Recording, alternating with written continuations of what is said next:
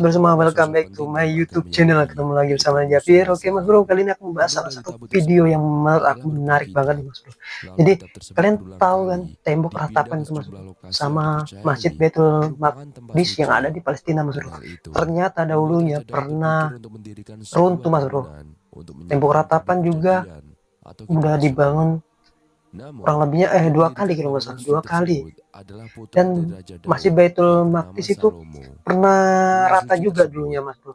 Jadi apa sih dibalik tembok ratapan itu Mas Bro, dan apa sih yang mereka selama ini mereka agung-agungkan tembok ratapan, tembok ya bagi orang Yahudi tembok ratapan itu penting banget sih Mas Bro. Mereka ibadah di sana Mas Bro. Jadi aku kurang tahu lebih banyak tentang tembok ratapan itu Mas Bro. Kita lihat di videonya aja Mas Bro, lebih detailnya Mas Bro, diceritakan tembok ratapan dan Masjid Baitul Maqdis ya Mas Bro yang ada di Palestina. Kita masuk ke videonya Mas Bro. Assalamualaikum warahmatullahi wabarakatuh.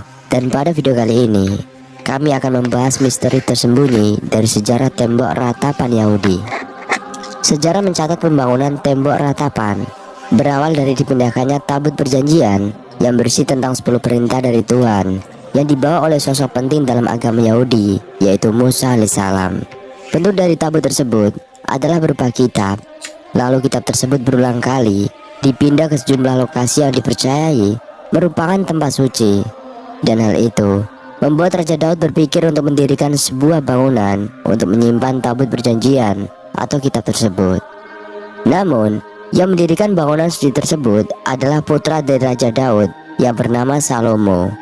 Kuil suci tersebut selesai dibangun pada tahun 957 sebelum Masehi.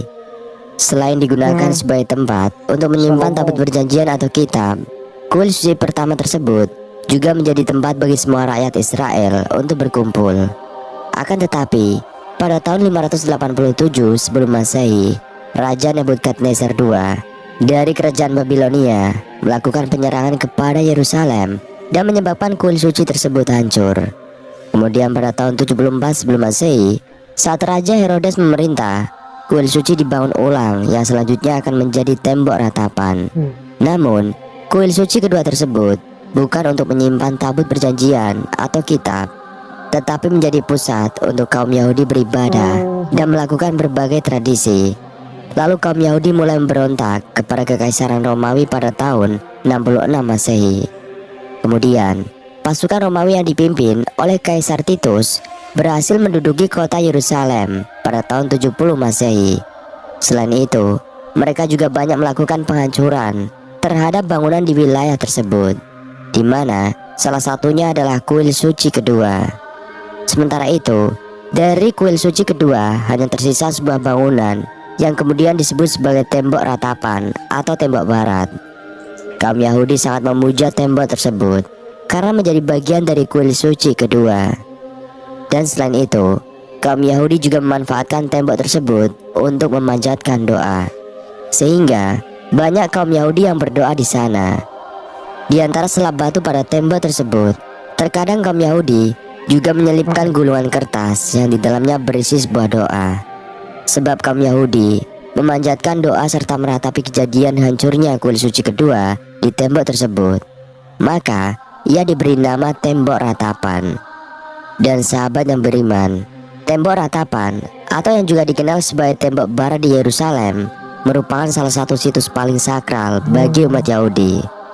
Tembok ini dipercaya sebagai sisa-sisa dari salah satu dinding yang mengelilingi halaman bait suci Yahudi yang besar yang berdiri megah pada masa lalu.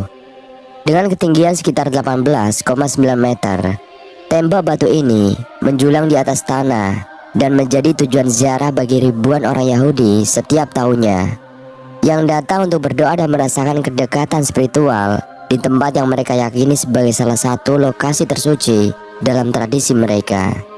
Namun, tembok ratapan tidak hanya penting bagi umat Yahudi, bagi umat Islam tembok ini memiliki makna yang berbeda. Tembok ini diyakini menjadi bagian dari Masjid Al-Aqsa yang bersejarah, sebuah situs yang juga sangat dihormati dalam Islam. Dalam tradisi Islam, tempat ini dianggap sebagai tempat di mana Nabi Muhammad SAW mengikat buruk, hewan tunggangannya selama perjalanan Isra Mi'raj. Sebuah perjalanan malam yang sangat luar biasa di mana Nabi Muhammad melakukan perjalanan dari Mekah ke Yerusalem dan kemudian naik ke langit. Orang Yahudi menganggap dinding yang sekarang dikenal sebagai tembok ratapan sebagai bagian dari bait suci, sebuah kuil Yahudi yang menjadi pusat spiritualitas mereka selama ratusan tahun. Bait suci ini merupakan salah satu struktur paling penting dalam sejarah Yahudi dan dikenal dengan kebesaran serta kemegahannya. Pada zaman dahulu, sekitar tahun 19 sebelum Masehi, Raja Herodes memerintahkan renovasi besar-besaran serta perluasan kuil tersebut, sebuah proyek ambisius yang tidak selesai hingga sekitar 50 tahun kemudian. Namun, nasib bait suci ini tragis. Hanya beberapa tahun setelah proyek renovasi itu selesai, sekitar tahun 70 Masehi, tentara Romawi menyerang Yerusalem dan menghancurkan kuil tersebut. Kehancuran bait suci ini adalah salah satu peristiwa paling menyakitkan dalam sejarah Yahudi, meninggalkan hanya sebagian kecil dari dinding luar yang tetap berdiri, yang kini dikenal sebagai tembok ratapan. Tembok ini dianggap sebagai satu-satunya bagian yang masih bertahan dari kemegahan bait suci yang pernah ada. Dan meskipun begitu, lokasi asli dari bait suci ini masih menjadi perdebatan hingga saat ini. Sebagian orang Arab dan Muslim membantah bahwa dinding tersebut adalah bagian dari kuil Yahudi. Mereka berpendapat bahwa dinding itu sebenarnya adalah bagian dari struktur Masjid Al-Aqsa, sebuah situs suci bagi umat Islam yang berada di kompleks Haram Al-Sharif. Setelah kehancuran bait suci, banyak orang Yahudi mulai datang ke dinding yang tersisa ini untuk meratapi kehancuran kuil mereka dan juga untuk berdoa. Tradisi ini terus berlanjut selama berabad-abad, dan dari situlah muncul sebutan tembok ratapan, atau dalam bahasa Arab disebut Al-Mabka, yang berarti tembok menangis.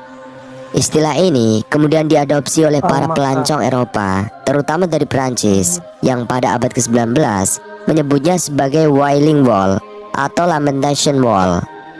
Orang Yahudi sebenarnya menyebut tembok tersebut sebagai tembok barat, atau dalam bahasa Ibrani dikenal sebagai Hakotel Hama-Arafi. Nama ini merujuk pada posisi tembok tersebut sebagai bagian dari dinding yang mengelilingi bait suci yang dianggap sebagai salah satu tempat paling suci dalam tradisi Yahudi. Dan bagi umat Yahudi, tembok barat ini bukan hanya sekedar sisa fisik dari masa lalu, tetapi juga simbol pengharapan dan doa yang sangat mendalam. Di sisi lain, kaum muslim memiliki pandangan yang berbeda mengenai tembok ini. Mereka meyakini bahwa tembok tersebut tidak memiliki keterkaitan dengan sejarah Yahudi. Umat Islam menyebut tembok ini sebagai tembok Al-Buraq, yang merujuk pada nama hewan bersayap Al-Buraq, atau yang ditunggangi oleh Nabi Muhammad SAW dalam peristiwa Isra Mi'raj. Menurut keyakinan Islam, Al-Buraq diikat pada tembok ini sementara Nabi Muhammad SAW melakukan perjalanan ke langit untuk bertemu dengan Allah Subhanahu wa Ta'ala. Kepercayaan umat Muslim juga menyatakan bahwa tembok tersebut merupakan bagian integral dari Masjid Al-Aqsa, salah satu situs tersuci dalam Islam. Menurut mereka, orang Yahudi baru mulai berdoa di tembok ini sekitar abad ke-16, dan sebelumnya tidak ada hubungan yang signifikan antara tembok tersebut dengan tradisi Yahudi. Selama lebih dari 3.500 tahun, Yerusalem telah menjadi pusat perebutan kekuasaan oleh berbagai penakluk yang berbeda-beda, dan penguasaan atas tembok ratapan terus menjadi titik pertikaian hingga abad ke-20 dan awal abad ke-21. Pada bagian pertama abad ke-20, wilayah yang mencakup tembok ratapan berada di bawah kendali pemimpin Arab. Namun dengan berdirinya negara Israel pada tahun 1948 dan kemudian kemenangan Israel dalam perang 6 hari pada tahun 1967, tembok barat ini jatuh ke tangan Yahudi yang kemudian menguasai situs tersebut. Meskipun permusuhan antara Yahudi dan Muslim terus berlangsung, tembok ratapan telah menjadi simbol penting bagi rekonsiliasi antara orang-orang Yahudi dan Katolik. Dan pada tahun 2000, Paus Yohanes Paulus II membuat sejarah sebagai paus pertama yang berdoa di tembok ratapan. Kunjungan ini bukan hanya sebuah simbol spiritual, tetapi juga sebuah langkah monumental dalam hubungan antara gereja Katolik dan juga komunitas Yahudi. Dalam momen yang penuh makna itu, Paus juga meminta maaf atas penganiayaan yang dialami oleh orang Yahudi akibat tindakan gereja Katolik selama berabad-abad. Bagi umat Yahudi di seluruh dunia, tembok ratapan adalah tempat yang suci dan dipercaya sebagai tempat di mana doa-doa mereka didengar langsung oleh Tuhan. Tradisi berdoa di tembok ratapan sudah ada sejak periode abad pertengahan, di mana umat Yahudi akan datang ke dinding ini untuk meratapi kehancuran bait suci dan memohon kepada Tuhan. Bagi mereka yang tidak dapat berdoa langsung di tembok ratapan, ada tradisi unik di mana mereka dapat mengirimkan doa-doa mereka melalui surat ataupun menggunakan jasa khusus yang disebut gadis untuk membawa doa mereka ke tembok ratapan. Doa-doa ini biasanya ditulis di atas lembar kertas kecil dan diselipkan ke dalam celah-celah dinding, sebuah praktik yang terus berlangsung hingga hari ini. Dan pada abad ke-19, di bawah kekuasaan Utsmani, umat Yahudi diberikan izin untuk berdoa di tembok ratapan, termasuk pada hari-hari besar dan hari Jumat. Selama waktu-waktu ini, pria dan wanita Yahudi dipisahkan berdasarkan jenis kelamin saat mereka berdoa. Pria biasanya berdiri atau duduk diam, sedikit terpisah dari dinding, sementara para wanita dalam kesolehan yang dalam bergerak maju dan menyandarkan dahi mereka ke dinding sebagai bentuk penghormatan dan juga pengabdian. Kemudian pada tahun 1911, umat Yahudi mulai membawa kursi dan tirai ke area tembok ratapan untuk memisahkan pria dan wanita selama beribadah di lorong sempit yang ada di sekitar tembok. Praktik ini bertujuan untuk menciptakan serambi terpisah yang memungkinkan mereka beribadah dengan lebih nyaman dan sesuai dengan tradisi mereka.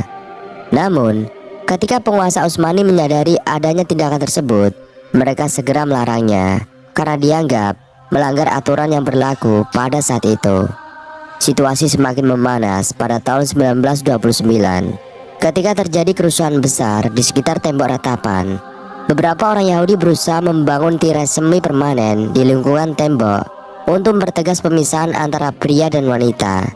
Namun tindakan ini memicu ketegangan dengan komunitas muslim setempat dan menyebabkan kerusuhan yang menelan korban jiwa serta memperdalam konflik antara kedua kelompok. Tembok ratapan memiliki dimensi yang sangat mengesankan. Diperkirakan total tinggi tembok ini mencapai 32 meter dari pondasinya, dengan sekitar 19 meter di atas permukaan tanah. Tembok ini terdiri dari 45 lapisan batu, di mana 28 lapisan berada di atas tanah dan 17 lapisan lainnya tersembunyi di bawah tanah. 7 lapisan pertama yang terlihat di atas tanah berasal dari periode Herodian yang mencerminkan teknik bangunan yang luar biasa dari masa itu. Bagian utama dari tembok ratapan yang menjadi pusat ibadah dan tempat di mana orang-orang datang untuk berdoa memiliki panjang sekitar 57 meter. Bagian tembok ini dibangun dari blok-blok batu kapur yang sangat besar yang dikenal dengan nama Meleke, yang juga kemungkinan besar diambil dari Gua Sedekia, terletak di bawah kawasan muslim di kota tua Yerusalem atau dari daerah Ramat Shlomo, sekitar 4 km di barat laut kota tua. Kebanyakan blok batu ini memiliki berat antara 2 hingga 8 ton, dengan beberapa di antaranya berukuran lebih besar. Setelah Perang Arab Israel tahun 1948 dan penaklukan kawasan kuarter Yahudi di Yerusalem oleh pasukan Arab, orang-orang Yahudi umumnya dilarang berdoa di tembok ratapan. Larangan ini menimbulkan rasa frustasi dan juga penolakan di kalangan komunitas Yahudi yang selama berabad-abad telah menganggap tembok ratapan sebagai salah satu situs paling suci dalam tradisi mereka. Namun, situasi berubah drastis setelah Perang 6 Hari pada tahun 1967. Pasukan Israel berhasil menyerang dan menguasai Yerusalem Timur, termasuk wilayah yang mencakup tembok ratapan. Dengan kemenangan ini, Israel mengklaim kepemilikan atas situs-situs keagamaan yang ada di kota tersebut, termasuk tembok ratapan yang kemudian menjadi bagian dari wilayah yang dikelola oleh Israel. Tindakan ini segera memicu kekhawatiran di kalangan komunitas Palestina dan umat muslim lainnya yang takut bahwa Israel akan menggali terowongan mulai dari tembok ratapan menuju Masjid Al-Aqsa dengan tujuan untuk merusak pondasi masjid suci tersebut. Masjid Al-Aqsa sendiri adalah salah satu tempat paling suci dalam Islam, berada di urutan ketiga setelah Masjidil Haram di Mekah dan Masjidil Nabawi di Madinah. Keberadaannya di kompleks Haram Al-Sharif membuatnya sangat penting bagi umat Islam di seluruh dunia. Oleh karena itu, setiap ancaman terhadap Masjid Al-Aqsa, baik yang nyata maupun yang dirasakan, memicu reaksi keras dari komunitas Muslim. Ketegangan yang sudah tinggi akhirnya mencapai puncaknya, menyebabkan bentrokan sengit antara demonstran Palestina dan pasukan Israel. Insiden tersebut mengakibatkan 5 orang Arab tewas dan ratusan lainnya terluka. Sampai sekarang, Pak. Kesimpulannya, bagi umat Islam, tembok ratapan lebih dikenal sebagai tembok Al-Buraq, sebuah nama yang memiliki makna mendalam dalam sejarah dan juga tradisi Islam. Tembok ini diyakini sebagai tempat di mana Nabi Muhammad SAW menambatkan hewan tunggangannya Al-Buraq saat melakukan perjalanan Isra Mi'raj, yaitu sebuah peristiwa sakral dalam sejarah Islam. Nama Al-Buraq bukan hanya sekedar penanda fisik, tetapi juga simbol yang menegaskan pentingnya tembok tersebut dalam konteks spiritual umat Islam. Secara teknis, umat Islam menganggap tembok Al-Buraq sebagai bagian yang tak terpisahkan dari kompleks Masjid Al-Aqsa, dan oleh karena itu merupakan hak milik umat Islam.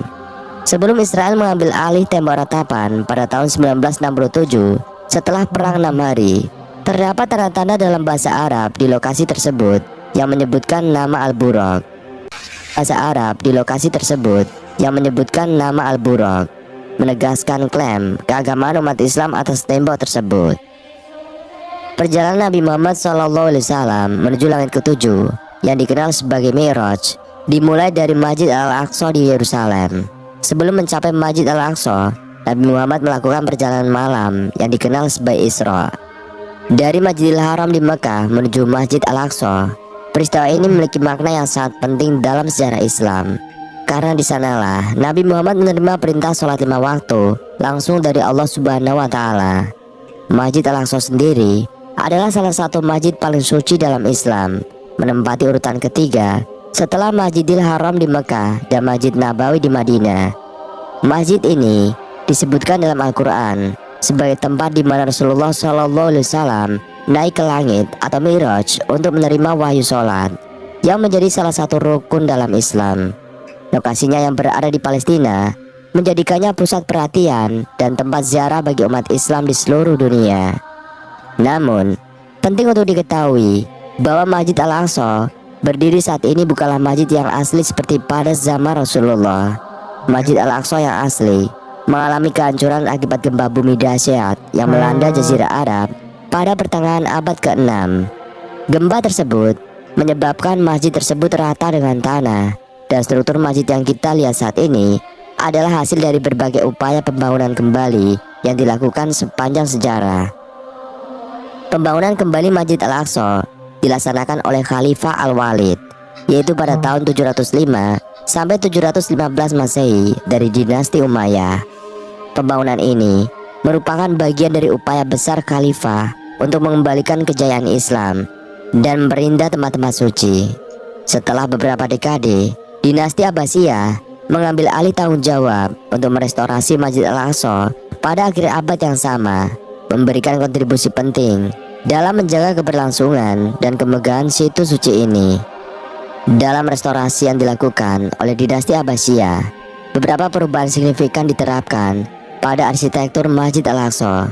Restorasi ini memberikan Masjid Al-Aqsa karakter arsitektur baru yang lebih sesuai dengan gaya bangunan abad pertengahan. Pengaruh peristiwa Isra Mi'raj, yaitu perjalanan spiritual Nabi Muhammad SAW dari Masjidil Haram ke Masjidil Aqsa lalu ke langit atau Sidratul Muntaha, sangat terasa dalam desain dan arsitektur masjid ini. Setiap elemen bangunan dirancang dengan memperhatikan makna spiritual yang mendalam, menjadikan Masjid Al-Aqsa bukan hanya sebagai tempat ibadah, tetapi juga sebagai simbol dari salah satu peristiwa paling penting dalam sejarah Islam. Kini, Masjid Al-Aqsa sendiri berdiri dengan megah, jauh lebih indah dan luas dibandingkan dengan ukuran aslinya. Dengan ukuran 2 kali lebih besar dari sebelumnya, masjid ini tidak hanya menjadi pusat spiritual bagi umat Islam, tetapi juga menjadi tempat yang sangat penting bagi umat Yahudi dan Kristen. Daerah sekitar Masjid Al-Aqsa yang dikenal sebagai Haram Al-Sharif atau Temple Mount memiliki signifikasi religius yang mendalam bagi ketiga agama Abrahamik, menjadikannya salah satu situs paling penting dan diperebutkan di dunia. Daerah ini telah mengalami berbagai fase pasang surut dalam sejarah peradabannya, dengan sedikitnya 3 agama besar, Yahudi, Kristen, dan Islam, pernah menguasai kota ini dan memberi warna pada budaya serta karakter Yerusalem yang beragam. Sejak awal, sejarah peradaban Palestina, khususnya Yerusalem, dipenuhi dengan peperangan dan pergantian kekuasaan yang mencerminkan betapa pentingnya kota ini bagi ketiga agama tersebut. Pada masa kejayaannya, kota ini pernah berada di bawah kendali umat Kristen sebelum akhirnya direbut oleh Khalifah Umar bin Khattab radhiyallahu an dari kekuasaan Bizantium pada abad ke-7. Meski Islam menjadi penguasa baru Yerusalem, umat Nasrani yang tinggal di kota tersebut tetap merasa aman, dan hal ini disebabkan oleh kebijakan toleran dan adil yang diterapkan oleh pemimpin Islam saat itu, yang menjamin keamanan dan hak-hak hidup mereka di bawah naungan pemerintahan Islam. Khalifah Umar tidak hanya menjamin keselamatan umat Nasrani, tetapi juga memberikan kebebasan bagi mereka untuk memelihara tempat-tempat ibadah mereka. Gereja-gereja tetap dipertahankan dan umat Nasrani diizinkan untuk menjalankan ritual serta tradisi keagamaan mereka tanpa adanya gangguan. Kebijakan ini menunjukkan sikap inklusif yang menghargai perbedaan, yang menjadi ciri khas pemerintahan Islam pada masa itu. Setelah berada di bawah kendali Islam, Yerusalem mencapai puncak peradabannya. Pada abad ke-7, kota ini berkembang menjadi salah satu kota paling penting dalam dunia Islam, menempati urutan ketiga setelah Mekah dan Madinah. Yerusalem juga menjadi tujuan utama bagi para peziarah Muslim yang mungkin ingin mengunjungi Masjid Al-Aqsa dan situs-situs suci lainnya di kota tersebut. Temple Mount atau yang dikenal sebagai Kuil Agung diidentifikasi oleh umat Islam sebagai tempat di mana Nabi Muhammad SAW melakukan perjalanan Mi'raj, perjalanan spiritual dari Masjidil Haram di Mekah dan menuju Masjid Al-Aqsa di Yerusalem, dan kemudian naik ke langit untuk menghadap Allah Subhanahu wa Ta'ala.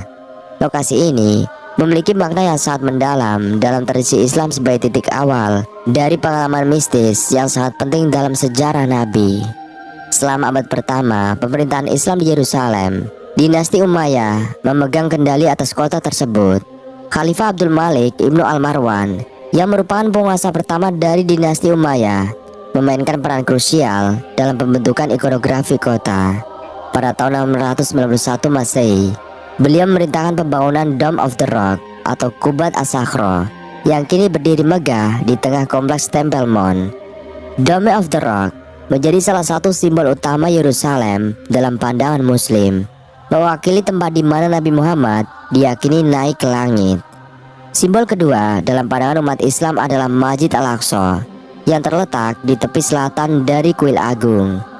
Masjid ini juga merupakan salah satu tempat paling suci dalam Islam dan berfungsi sebagai pusat spiritual utama bagi umat Muslim. Dalam perencanaan pembangunan di bawah dinasti Umayyah, wilayah di selatan Kuil Agung diperluas dengan membangun pusat pemerintahan dan juga pemukiman penduduk yang terhubung satu sama lain. Pembangunan ini mencakup area sekitar Dome of the Rock, memperluas infrastruktur kota, dan juga memperkuat peran Yerusalem sebagai pusat administrasi dan juga keagamaan. Dan sahabat, ada banyak riwayat tentang siapa yang pertama kali membangun masjid yang juga disebut Baitul Maqdis ini. Sebagian berpendapat seorang putra Nabi Adamlah yang membangunnya. Sebagian lain menyatakan para malaikatlah yang membangunnya, yang kemudian dirawat oleh para nabi. Nabi Ibrahim alaihissalam memperkokoh bangunannya. Demikian pula yang dilakukan Nabi Yakub alaihissalam, juga Nabi Daud alaihissalam dan putranya Nabi Sulaiman alaihissalam. Ketika kaum muslimin menaklukkan Al-Quds atau Palestina pada tahun 15 Hijriah, Khalifah Umar bin Khattab memasuki pelataran Masjid Al-Aqsa dan berseru, "Demi Allah, inilah Masjid Daud alaihissalam. Rasulullah telah mengabarkan kepada kami bahwa disinilah beliau diisrakan. Wallahu a'lam bishawab." Sekian video kali ini, kurang lebihnya kami mohon dimaafkan. Yang benar datangnya dari Allah Subhanahu wa taala. Khilaf tak keliru datangnya dari saya pribadi. Wassalamualaikum warahmatullahi wabarakatuh.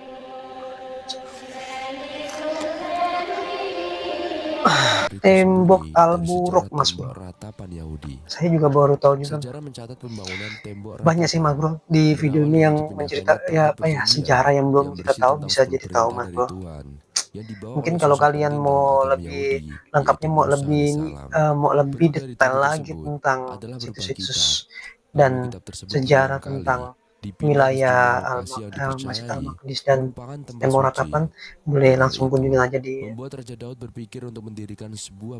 official Hidayah Mas Bro, di chat official Hidayah. Oke Mas Bro, sekian video dari Andi Jafir yang bisa aku tonton lah, bukan reaction nih, tonton lah. Oke Mas Bro, thank you, sampai jumpa lagi Mas Bro di next video.